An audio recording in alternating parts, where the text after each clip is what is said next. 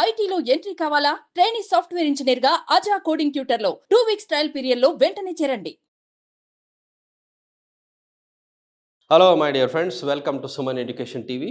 నేను మీ కర్ణాటి అశోక్ చక్రవర్తి. మనము formal informal sentences అని కొన్ని డిస్కస్ చేసుకున్నాం. ఏంటి అంటే ఇన్ఫార్మల్ సెంటెన్స్నే ఫార్మల్గా అడగడం ఎలా అని. ఏంటి ఫార్మల్ ఇన్ఫార్మల్ అంటే they are nothing but general, official అని అర్థం. అఫీషియల్, అన్అఫీషియల్ అని. అఫీషియల్ అంటే ఏంటి? ఇప్పుడు మనము ఇంతకుముందు కూడా లెటర్స్ నేర్చుకునే వాళ్ళం. అఫీషియల్ లెటరు, అన్అఫీషియల్ లెటర్ అని. అఫీషియల్ లెటర్ ఏమో మన ఇంట్లో వాళ్ళకి రాసేవాళ్ళము, అలాగే మన రిలేటివ్స్కి రాసేవాళ్ళం. Dear uncle, dear aunty, dear sister, dear brother, dear father, dear mother, dear grandfather, dear grandmother అని ఇవి ఎప్పుడైతే రాసామో డియర్ ఫ్రెండ్ అని కూడా రాస్తాం. డియర్ ఫ్రెండ్ ఇలాంటివి రాసినప్పుడు ఏమవుతుంది అంటే అది అన్అఫీషియల్ అవుతుంది. అయితే అన్అఫీషియల్ లెటర్ అవుతుంది.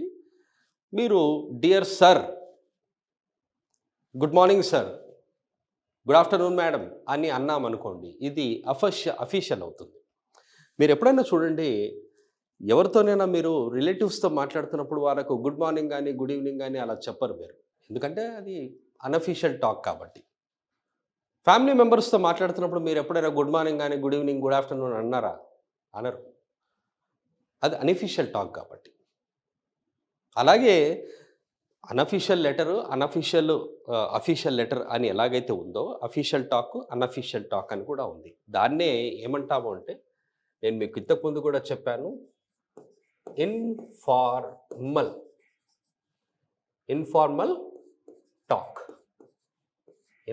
టాక్, అలాగే formal talk. Informal talk, formal talk మనం డివైడ్ చేద్దాం దీన్ని. ఇప్పుడు ఇక్కడ ఇన్ఫార్మల్లో ఏదైతే అంటామో ఫార్మల్లో ఎలా అంటాం అనేది నేను రాస్తాను ఇక్కడ. ఇప్పుడు ఇన్ఫార్మల్లో మీరు ఎవరినైనా పేరు అడగాలి, డైరెక్ట్గా నేమ్ అడగాలి. నేమ్ ఎన్నో రకాలుగా అడగవచ్చు. యువర్ నేమ్ ప్లీజ్ అంటే ఏం చెప్పరా? చెప్తారు. యువర్ నేమ్ ప్లీజ్ అన్నారు, యువర్ నేమ్ ప్లీజ్ అన్నారు, ఇక్కడ ప్లీజ్ యాడ్ చేస్తారు. యువర్ నేమ్ అన్నాం, ఏం చెప్పరా? చెప్తారు. యువర్ కూడా తీసేయండి, నేమ్ అన్నాం, చెప్పరా? చెప్తారు. కానీ నేమ్ అడగడానికి ఎన్నో రకాలుగా అడగచ్చు కదా. టెల్ మీ యువర్ నేమ్ అంటాం. Could you tell me your name, may I know your name, ఇవన్నీ అడుగుతాం. అలాగే WH క్వశ్చన్ కూడా అడుగుతాం, మీకు తెలుసు కదా. Same simple and very famous sentence, what is your name అంటాం. ఎప్పుడైతే WH క్వశ్చన్స్ అడిగామో అవి ఇన్ఫార్మల్ అవుతాయి అన్నమాట. WH క్వశ్చన్స్ అడిగామనుకోండి, అవి ఇన్ఫార్మల్ క్వశ్చన్స్. ఎవరు తప్పనరు మిమ్మల్ని. If you ask someone WH question, no one says that is wrong. You are asking wrong questions. You are asking the questions without any respect. No one says that. But the thing is that మనం ఎప్పుడైనా మర్యాద ఇచ్చి అడిగామనుకోండి, మర్యాద ఇచ్చి మాట్లాడామనుకోండి, ఎదుటి వాళ్ళు like చేస్తారు, appreciate చేస్తారు. మీరు సడన్గా ఒక మినిస్టర్ క్యాబిన్లోకి వెళ్ళారు. మినిస్టర్ అయితే మనకు తెలుసు, బట్ మినిస్టర్ పక్కన ఒక వ్యక్తి ఉంటాడు. మినిస్టర్ బాగా క్లోజ్గా మాట్లాడుతున్నాడు. The minister is talking to him, that person very closely. That we can understand that these two people are very close to each other. వాళ్ళిద్దరు చాలా క్లోజ్ ఉండొచ్చు అని. అతని పేరు మనం అడగాలి. మనము స్టైల్గా ఇంగ్లీష్లో అనుకుంటాం. సరే, మనం ఇంగ్లీష్లోనే అడుగుదామని చెప్పి అడిగితే మనం ఏమనుకుంటాము? ఇది అడుగుతాం, what is your name sir, what is your name sir అని అన్నాం. ఓకేనా? మీరే ఆలోచించండి. What is your name sir అంటే డైరెక్ట్గా అడిగినట్టుగా ఉంది. And that is considered to be an informal question. అదేమంటామంటే ఇన్ఫార్మల్ క్వశ్చన్ అంటాం. మరి సార్ మీరు చెప్పండి, ఆ క్వశ్చన్ని నేను ఫార్మల్గా అడగాలి. ఎలా అంటే ఇదే క్వశ్చన్ని మీరు అడగాలి. May I know your name అడగొచ్చు. Sir may I know your name please అనొచ్చు. But you want to add WH word there. WH వర్డ్తో అడగాలి. అప్పుడు ఎలా అడగాలి అంటే మే ఐ నో అన్నాం. May I know. May I know అన్న తర్వాత మనము వాట్ని తీసుకోవాలి.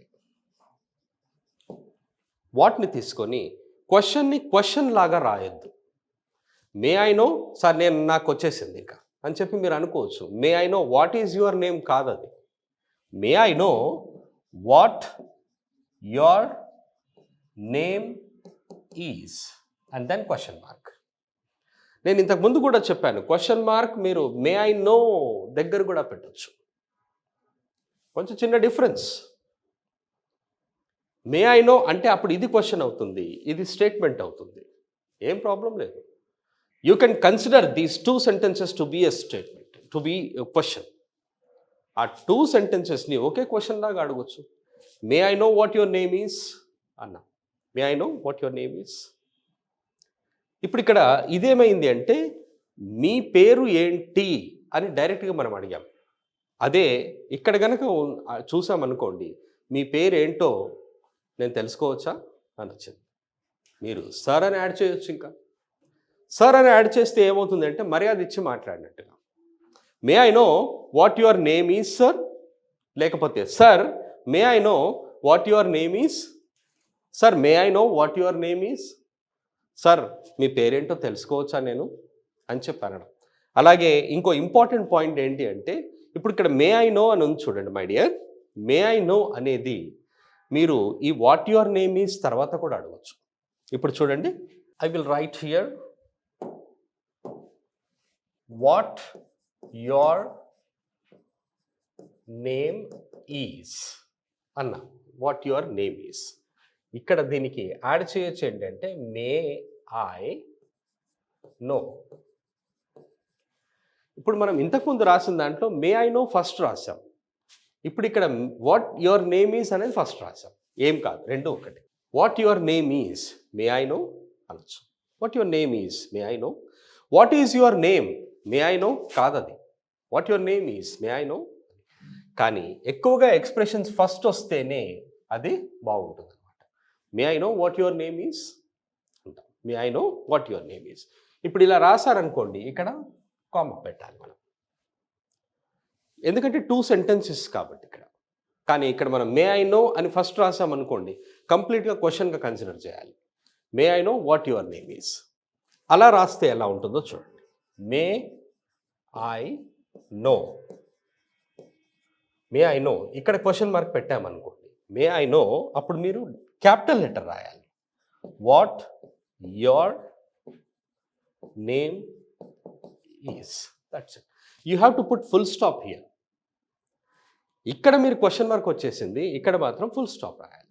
అంటే చూడండి, వాట్ ఈజ్ యువర్ నేమ్ అనే సింపుల్ క్వశ్చన్, డైరెక్ట్ క్వశ్చన్ కూడా మనకు మర్యాదగా అడిగే ఛాన్స్ ఉందన్నమాట. This is what formal and informal, my dear friends. Not only these sentences, we have a lot of sentences to learn. So keep on watching our channel and learn happily, learn easily, practice a lot. Practice makes perfect. I hope you have understood. Thank you very much. Have a nice time and have a nice learning. All the best.